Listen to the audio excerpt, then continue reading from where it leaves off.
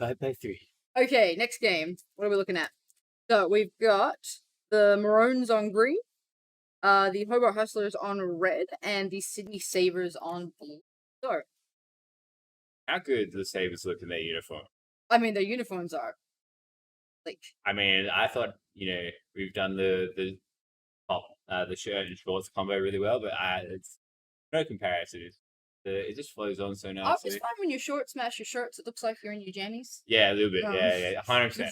But I think the key to getting that right is like getting the short length right. Like if they're too short, then I think you need an offset color for the short. I don't think they can just match. Or maybe like numbers. I think the way Adelaide does it with the numbers or like a little bit more writing, it kind of distinguishes it from pajamas. But you make an excellent point. Okay, predictions. What are we thinking? I reckon maroon, surely. On paper, like the Maroons have this. They're in what I believe to be the strongest base. I think we can see something interesting from the Hobart Hustlers. Like I've seen the Hobart Vikings play some interesting strats, so if they're taking a leaf out of their book, we might see some stuff, especially from Red. Red, you sort of get a pass to like do some crazy stuff. Yeah. So. Well, yeah. I mean, people might have slept on Ling Ling, who back in the day back when we were playing Nexus was very good at the game. Back when Hobart was a bit of a dominating force in the scene, as it were. So curious to see how he goes on. Okay, a lot of stuff just happened. All right, a lot of snaz everywhere. Okay, took a one shot deny. Ling Ling took a one shot deny. The short version is Maroons are now ahead on pack, getting the best of the trades there. Looks like we're going again. Ling Ling, crossing the green. So. Oh yeah, so Ling Ling takes the right space. Sorry, missed that one. People at home. He goes red. That Blitz. Okay, Blitz has picked up a red base. So it looks like they've just hit each other. So red's gone to green, green's gone to red, and there's Spider taking that red position. So do you think here maybe blue Sabers have missed their opportunity to like push green? Is that sort of what you would have done here with it being a ground base, like ground to ground? They definitely should have had a hard float over there, but Sabers also look like now they're set up in red now, so they should have a nice easy base here. But I did notice on the 5x3 they didn't shoot anybody for the first 15 seconds of the game. Yeah. And if you're red, I could expect that, but not from blue. So I feel like maybe they could have been more aggressive on that float. Oh. Okay. There we go. Spider's picking up that red base there. So I thought he may have gotten denied, but I think they missed him coming in. Looks like Hobart might be hanging around blue a little bit. Maroon's base looks good. Yeah, Hustlers, I think, at the moment, I think they're probably, if you look at the pack on pack, probably in that like weaker packing spot. So if they're going to win, they probably have to do it on base, right? You would think they probably need to, if they're able to like hold two teams there while siphoning spaces, they're probably in a great spot. But yeah, it looks like, because they're playing two inside, one on the base right there. Not sure what that gentleman's doing. Steaming shot out as well. And yeah, so that's where they're going to lose the packs, is they're just sort of standing around.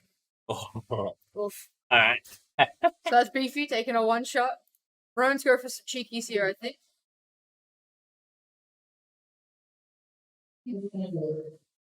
Okay, so Butzer grabbing this. Butzer attacking with Beefy, getting the band back together. Two inside a blue. And Spider's just cracked out red at the same time. Oh, gone at green. I hate that transition. So who picked that one up? Timmy picking up the Maroon space, wildcard going for red. As to say, like, I'm just gonna go to the 5x3 while so much stuff is going down. Yeah. So I was gonna say, good luck picking the right camera. Every base just, I think this is gonna be one of those blowout games I was talking about, where I think this might be a base race game. Yeah. So who can get 10 bases first, and then pack point. Yeah, I'm a big fan of switching to the 5x3. So we've actually got some Maroons set up inside blue. Ivo missing the base as he can't find it. I wish I could have shown you guys that. He's still missing it. Yeah. That can't. I tries to do this. Yeah, I don't. It's not a good strat. I wonder if the Maroons have a very light defense. Like, are they going for like? Are they trying to do this blowout game? Because everybody's just getting every base right now. So yeah. Well, I think red got a base, green got a base, blue got a base. Yeah, it seems like if you're Maroons, you don't have to be too concerned with defense, because you just put like a lot of stock into the fact that you're probably better pack on average and base coordination. Yeah. One thing I want to bring to your attention is it's early games. It doesn't matter too much. But blue's winning. However, they only have red base. They don't have the Maroon space. Okay. The Maroons have a little bit of an offset on their bases. Real early game, but late game can become a thing. Really? For blue now. Nice clean base there. So they're holding blue, it seems. So Beefy seems to be sticking around. Does Beefy need? Let's see, Beefy. Yes. Yes, he does. He's one shot in. Yeah, I'm gonna go to a blue cam. We'll watch Beefy stand on the base for a little while. Unfortunately, if you're watching Beefy stand at the base and then the base reactivates, then you watch Beefy get shot out of the base. Do it for the fans. Let's see how this goes. Blitz in behind him as well. That extra bit of support. I think he probably needed that. Shooting it from where he is now. I mean, that's where I like. I don't rate it, hey, because you can't do much. I don't think they're. We're able to get away with this. Look at this. I don't think blue has a good place Okay. to shoot from, if I'm glad- going to be honest. I'm glad you said that because I was like, I can't. Ooh, okay. 2-shot deny there on Princess by Ling Ling. Hustle is not too far behind. As I say, don't read into the fact that they're up on bases on Sabers. Like, I don't, they think they need that sort of extra base to sort of equalize like the packing ability. So yeah, if they're gonna climb this ladder.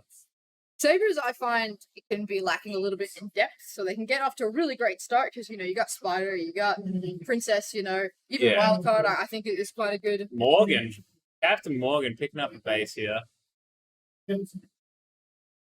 Yeah, no, I completely agree with your point about Sabers. Is because when there are bases the Spider can force his team through, it's easy, right? As soon as it starts to dry up and it has less options, it's like.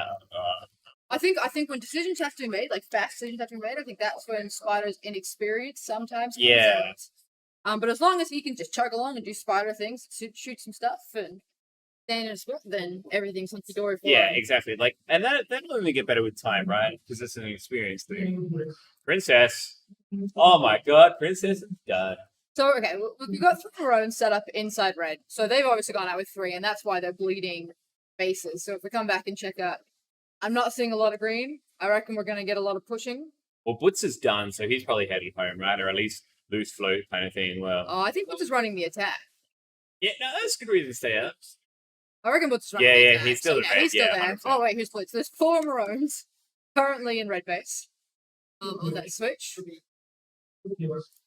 Ooh, okay, so Timmy, 2-shot denied by Wildcard. So I think we've got a lot of action going on. I think blue's going to be the base to look at because right now Marowns have a free red. I think green's pretty open. And Simi picked up that blue base, which I think is going to be one of the tougher ones to get. So that's really good for the Hustlers. Yeah, there's a lot of traffic here, as you say, in blue. So, like, at some point, Blitz is going to have to go back and get this blue base. So, obviously, as you say, free reds for Maroons. Yeah. You could put them at 9, and then that last base they probably don't need, right? They can just grind them out, and if they get it, kind of thing. This is something we see a lot in these like round robin-esque games where Maroons kind of got a free game here because nobody came to them until their base was easy. Something about winning 3 nats in a row gives you a reputation. You don't want to be attacked. Okay, so Maroons just need to get Blitz through blue, and I think that's Ibo, who's 0-2, through red. Spider needs green, Falcon needs both. And then, unfortunately, I think the Hustlers are set up in a little bit of a bad position now because blue looks like they're holding hard and Hustlers need blue. Which might be how they thought this game would play out. Like, if I was the Hustlers, I'd be going to this game like, green's going to be the hard base to get. Like, we got to, put a lot of effort into that. I think Sabers are in not a bad spot here. Obviously, they're 2K now. They could definitely take this. this. And the fact that Wildcard and Sadland and Princess are all finished, and Spider needs a base. You're in a good spot. So your late game Spider needs a base. Like, it's pretty good. Yeah, we're going for that red. So they finish on 45 with 10. Spider's done. So this is where I think that depth I was talking about is going to come in. So Hawker, new player. I've watched him play some Ultra comps, like definitely in a home maze. He's got some skills. Can he clutch some bases now?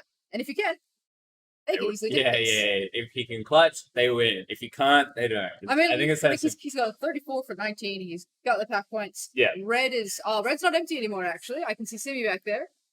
Yeah, but obviously where the Maroons sort of double down and win this game is now that they've got 9 and heading for 10 potentially. It's just on pack. Ooh. Okay, once you've got an eye there on Blitz, I can see Spider and Polkum over at green. So they're going to go for this Maroon space. There's only 2 people they have to take on. Do you reckon they're committed to the 10? Like, Here we go. Yep. Bulldog's setting up on him. And he left it. So that was probably pretty open base, but they can still go get red. Yeah. If they can identify that Blitz needs blue as well, they could actually. I think there are enough Maroons sitting at red. Like you saw Ivo just try to get in there. Sydney shot him out. They're getting points. They must just be there for points. They don't need it. Yeah, that's what I mean. They're going to give Sabers grief, but it looks like they might not even. Yeah, so basically, it looks like we're on a race to 10 bases here, and it's probably more likely that Sabers getting right.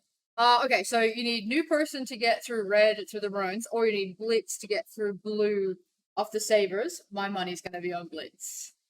It's close, right? I mean, it's anybody's game. It's going to be a little bit close. Of dice. Yeah, you're probably right in the sense that Maroons being the third team at red, just like, and they know why they're there, kind of thing. Oh, here we go. Blitz is in. Blitz is in. Blitzer doesn't know where to stand. Here we go. Oh, yeah. Oh, That was. Yeah, you could tell he was missing the base, right? There's no good place to shoot blue from, I think. Man, because I think with the reversal of the barrels from how it was in like 2016 and 2020, it makes it way harder because it's hard because they only did that 2 weeks ago. Like, oh, really? We haven't had time to like. Oh, okay. They literally moved it like 2 weeks ago. So I'm gonna go 5x3 for this last one. So, regardless of how this ends, Sabers will put up a good fight this game. Yeah, I agree. I think that they could have easily won this game. And they still can. Like, if Fulham can pick up his red, they've got it. Pretty much. Yeah. But I think red's fallen back. There's enough people working against them. I'm gonna go over to red now because I see Marowns, I see red players, I see a little bit of everybody. Blue has blue hasn't dropped that many, so I'm surprised red's come back. Like they've identified that somebody still needs them. Because if I was red, because they're practically dumped, I'd be like, we've probably lost 10. Let's just go shoot some stuff. Yeah. The count can't be good. If someone says to me the count is 6, I'm like, all right, as soon as it gets to 7, we're out of here. Like, what are we doing? Especially if the total base count, if your total base count is less than you drop, so we might have to stop. Yeah, at a certain point you go, am I losing? Probably. Let's. Yeah. And that's game there. So Marowns did jump. We've got about 5x3 impact points at the end there. Probably as So I think that's what I was talking about. That little bit of depth there was what probably cost that game. The team did amazingly for what they are. I don't want to take away from that. They've got a lot of new guys and a lot of up and comers against the Marowns. Yeah, you think maybe that's something that they could do in future is maybe move Polchrome up in the list, right? Obviously the bases are probably hard. Like in a lot of games, the bases are hardest to get at the end. Yeah, it depends on if he's playing that last line though. Yeah, maybe he's supposed to be keeping the base count. Sure. Yeah, and I guess that comes back to sort of the depth of the strategy as you were sort of alluding to. Is that do you go out and get everyone 2, or do you it's more difficult to keep track, but do you get people 1, send them back, and offset those bases kind of thing? I think it's really dependent on the game. Sometimes it's not worth, especially in this mode, bogging yourself down on a hard base when you can get everybody through an easy one. Yeah. Go for that 5 base game. So it's just a call, and it's not an easy call to make, especially in this maze. There's so much distance between bases, so much distance in the maze. It's so hard to communicate. You're almost flying blind a bit. So yeah, it's interesting how that works because there's distance, but there's not a lot of overlap in the sense that all the action is around the base doors, which there's very little transition, which is great for the cameras and great for the action. Yeah.